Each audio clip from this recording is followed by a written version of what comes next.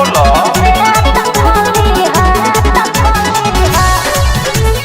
ना ना हमसे ना होई।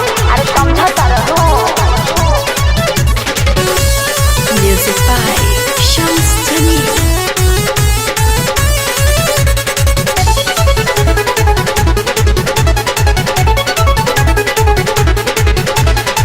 अपना तू मर्जी से करता रू शादी करता मन हमकी फसरी लगा ली। देखो ऐसा कुछ मत करी हो।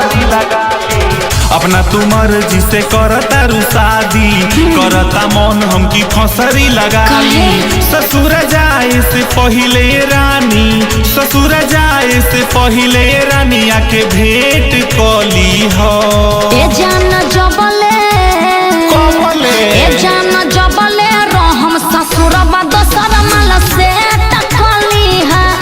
ए जान जबले रहम ससुरबा दोसर माल से टकली है। बुझला पगलाइल बड़ू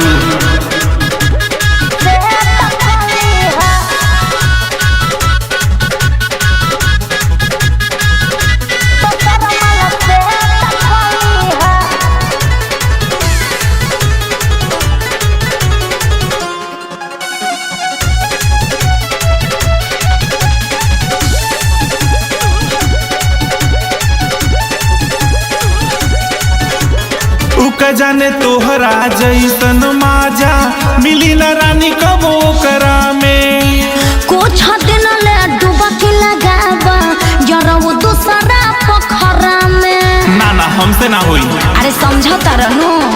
उका जाने तोहरा जैसन माजा मिली नहीं ओकरा में। कुछ दिन ले डुबकी लगाबा जरऊ दूसरा पोखरा में। पियावा से पहिले कोहबर में आइम पियावा से पहिले कोहबर में आइम भेंट कली हा। ए जान जबले कबले ए जान जबले रहम ससुरबा दोसर माल से टकली है। ए जान जबले रहम ससुरबा दोसर माल से टकली है।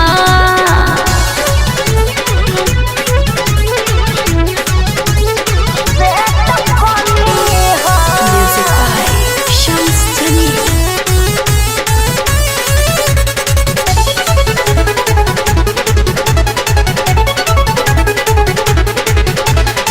लकी बिहारी के मिली न माल तोहरा जैसन कोरा हो। कली हचे कुले जाके यरऊ दिया के यो जोरा हो।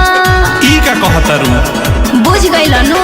सुना लकी बिहारी के मिली न माल तोहरा जैसन कोरा हो। कली हचे कुले जाके यरऊ दिया के यो जोरा हो।